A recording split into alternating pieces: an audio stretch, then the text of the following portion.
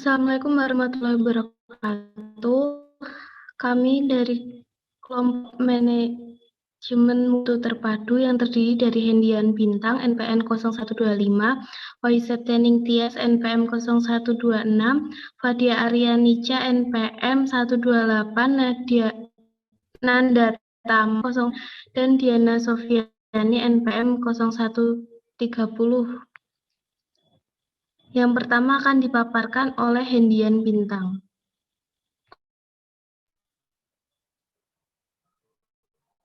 Pengertian manajemen mutu terpadu.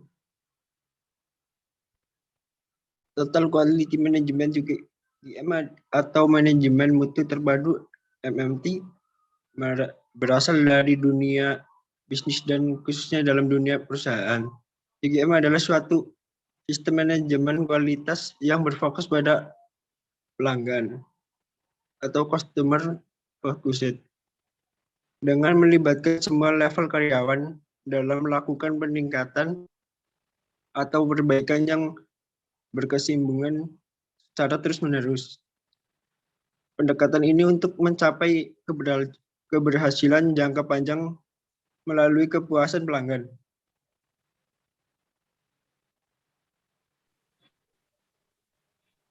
Next.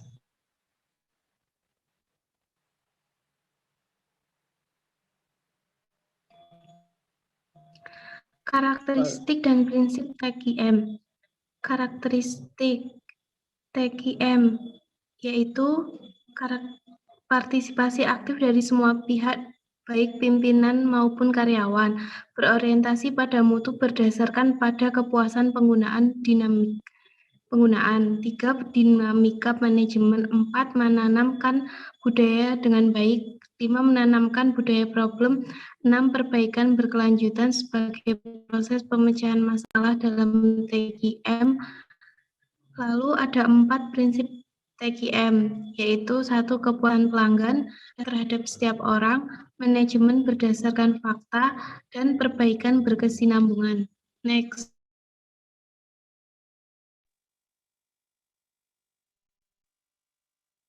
Selanjutnya yaitu faktor-faktor yang menyebabkan kegagalan TQM. Lingkungan yang berfokus pada mutu adalah sebuah organisasi di mana pengadaan pelayanan yang disesuaikan dengan kenyataan dan keperluan pelanggan dan dengan biaya terjangkau menjadi konsensus di kalangan anggota organisasi tersebut. Inti dari pendekatan semacam ini yaitu untuk tingkat kepuasan pelanggan terhadap efektivitas pelayanan. Sehingga tantangan seperti ini menyebabkan kegagalan TQM. Yang pertama yaitu melihat apakah target mutu setiap departemen telah dilaksanakan sesuai dengan rencana. Yang kedua, memastikan bahwa proses yang bermasalah dari hasil analisa keluhan pelanggan telah dikoreksi. Yang ketiga yaitu memastikan bahwa kebijakan atau prosedur baru telah dipahami dan diterapkan oleh semua bagian terakhir.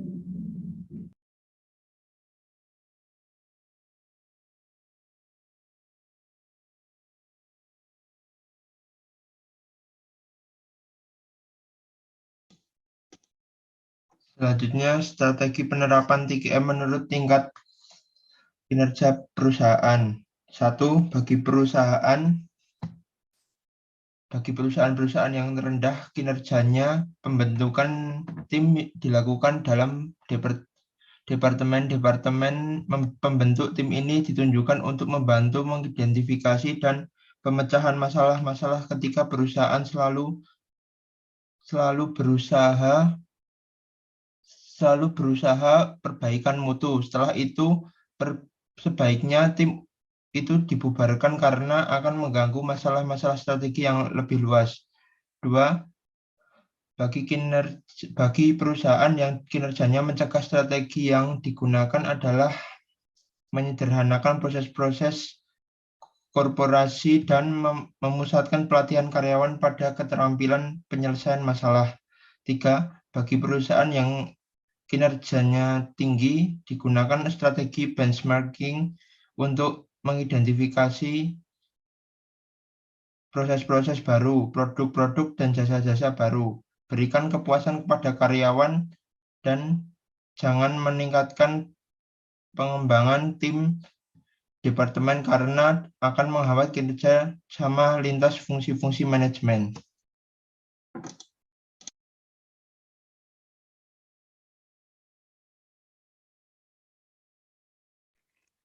Baik, slide selanjutnya yaitu perbedaan TKM dengan manajemen lain. Menurut Fandi Tipjono dan Anastasia Diana 2003 ada 4 perbedaan pokok antara TKM dengan manajemen lainnya. Yang pertama yaitu asal intelektualnya, yaitu sebagai besar teori dan teknik manajemen berasal dari ilmu sosial. Ilmu mikro merupakan dasar dari sebagian besar teknik manajemen keuangan dan psikologi, mendasari teknik-teknik pemasaran. Sementara dasar teori TKM adalah statistika yang berhubungan dengan sampling dan analisis varian. Yang kedua, sumber inovasinya. Bila sebagian besar teknik manajemen berasal dari sekilas bisnis dan perusahaan konsultan, maka inovasi TKM berasal dari para pionir yang berasal dari teknik industri dan ahli fisika. Yang ketiga, asal kelahirannya. Kebanyakan konsep manajemen berasal dari Amerika Serikat, kemudian berkembang ke seluruh dunia, tetapi TKM dari lahir di Amerika banyak berkembang di Jepang dan di negara Eropa. Yang keempat, proses diseminasi atau penyebaran. Manajemen modern bersifat hierarkis dan top-down, yang mempeloporinya adalah General Electric, IBM, General Motors. Sedangkan TKM lebih bersifat bottom-up, penggerak utamanya adalah CEO dengan dimotori perusahaan kecil. Selanjutnya.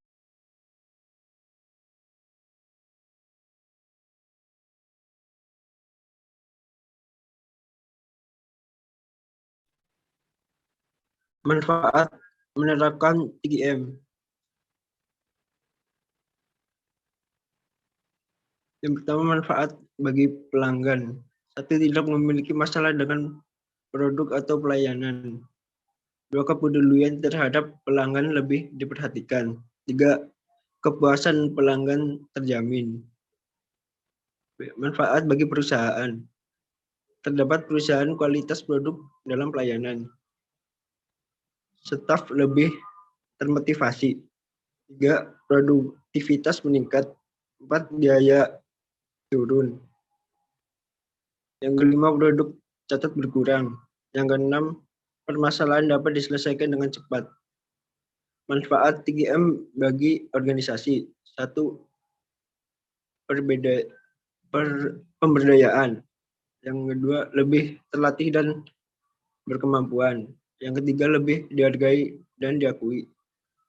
Manfaat lain dari TKM yang mungkin dirasakan bagi perusahaan yang akan datang. 1. Membuat perusahaan sebagai pemimpin dan bukan sekedar pengikut. 2. Membantu terciptanya teamwork. Yang ketiga, membantu perusahaan lebih sensitif terhadap kebutuhan pelanggan. Yang keempat, membuat perusahaan lebih siap dan mudah beradaptasi terhadap perubahan. Yang kelima, hubungan antara staf departemen yang berbeda lebih mudah. Selanjutnya. Unsur-unsur utama TKM. 10 unsur utama menurut Goetz dan Davis tahun 1994. Yang pertama, fokus pada pelanggan. Pelanggan eksternal menentukan kualitas produk atau jasa yang disampaikan kepada mereka, sedangkan pelanggan internal berperan besar dalam menentukan kualitas manusia, proses, dan lingkungan yang berhubungan dengan produk atau jasa. Yang kedua, obsesi terhadap kualitas. Dalam organisasi yang menerapkan TKM, penentu akhir kualitas pelanggan internal dan eksternal. Dengan kualitas yang ditetapkan tersebut, organisasi harus terobsesi untuk memulai atau melebihi apa yang ditentukan tersebut. Yang ketiga, pendekatan ilmiah. Pendekatan ilmiah sangat diperlukan dalam penerapan TKM, terutama untuk mendesain pekerjaan dan dalam proses pengambilan keputusan dan pemecahan masalah yang berkaitan dengan pekerjaan yang didesain tersebut. Yang keempat, komitmen jangka panjang. Komitmen jangka panjang sangat penting guna mengadakan perubahan agar penerapan TKM dapat berjalan dengan sukses. Yang kelima, kerjasama tim atau teamwork. Dalam organisasi yang menerapkan TQM, kerjasama tim, kemitraan, dan hubungan dijalin dan dibina, baik antara karyawan perusahaan maupun pemasok, lembaga-lembaga pemerintahan, dan masyarakat sekitar. Yang keenam, perbaikan secara berkesinambungan. Setiap produk atau jasa dihasilkan dengan memanfaatkan proses-proses tertentu di dalam suatu sistem atau lingkungan. Oleh karena itu, sistem yang ada perlu diperbaiki terus-menerus agar kualitas yang dihasilkan dapat meningkat. Yang ketujuh, pendidikan dan pelatihan. Dalam perusahaan yang menerapkan TQM, pendidikan dan pelatihan merupakan faktor yang fundamental. Dalam hal ini, berperilaku prinsip bahwa belajar merupakan proses yang tidak ada akhirnya dan tidak mengenal batas usia. Yang kedelapan, kebebasan yang terkendali. Unsur ini juga dapat memperkaya wawasan dan pandangan dalam suatu keputusan yang diambil karena pihak yang terlibat lebih banyak. Yang kesembilan, kesatuan tujuan. Supaya TQM dapat diterapkan dengan baik, maka perusahaan harus memiliki kesatuan tujuan. Akan tetapi, kesatuan tujuan ini tidak berarti bahwa harus selalu ada persetujuan atau kesepakatan antara pihak manajemen dan karyawan mengenai upah dan kondisi kerja. Yang ke-10, adanya keterlibatan dan pemberdayaan karyawan. Keterlibatan dan pemberdayaan karyawan merupakan hal yang penting dalam penerapan TQM. Usaha untuk melibatkan karyawan membawa dua manfaat utama. Yang pertama, hal ini akan meningkatkan kemungkinan dihasilkan keputusan yang baik. Yang kedua, keterlibatan karyawan juga meningkatkan rasa memiliki dan tanggung jawab atas keputusan dengan melibatkan orang-orang yang harus melaksanakannya. Next.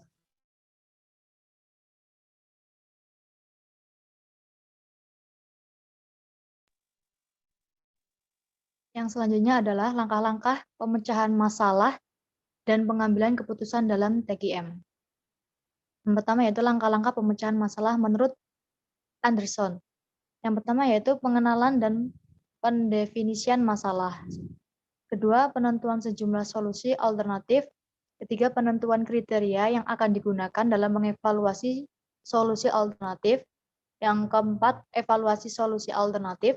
Kelima, pemilihan solusi alternatif terpilih.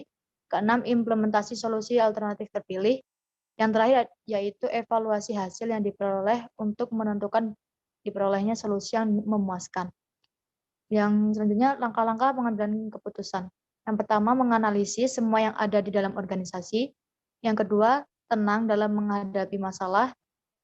Ketiga, perumusan masalah dilakukan sebagai keputusan yang berupa masalah dalam berbagai bentuk. Yang keempat, evaluasi alternatif merupakan pemilihan kriteria dalam pengambilan keputusan yang sangat tepat. Kelima, pemilihan alternatif yang terbaik. Keenam, implementasi keputusan yang sangat penting bagi suatu organisasi. Ketujuh, evaluasi keputusan ini merupakan tahap penyelesaian dalam sebuah organisasi. Kedelapan, menerima semua keputusan, semua pegawai organisasi wajib untuk menerima hasil yang telah disepakati bersama, dan tidak ada perdebatan dan permusuhan yang akan dilakukan antar karyawan. Slide selanjutnya.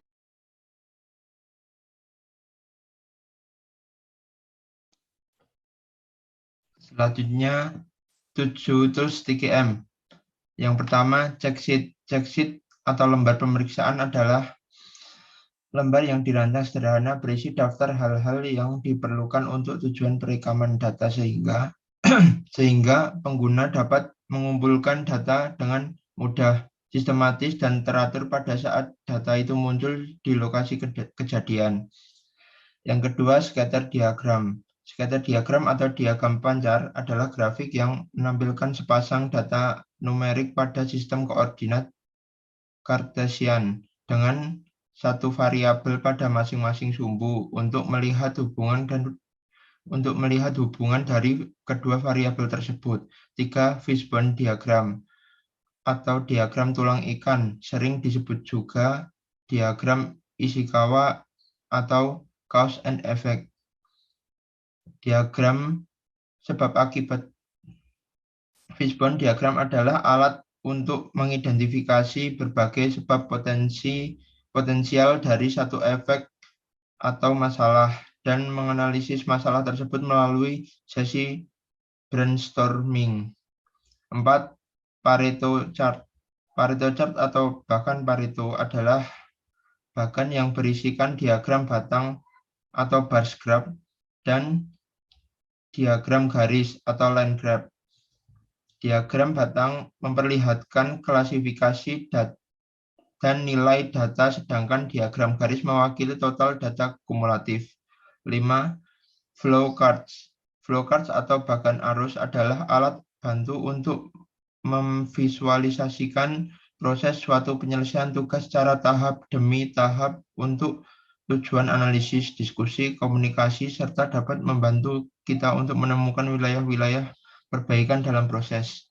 6. Histogram adalah alat seperti diagram batang atau bar graph yang digunakan untuk menunjukkan distribusi frekuensi. Sebuah distribusi frekuensi menunjukkan seberapa sering setiap nilai yang berbeda dalam satu set data terjadi. 7. Control chart atau peta kendali adalah peta yang digunakan untuk mempelajari bagaimana proses perubahan dari waktu ke waktu.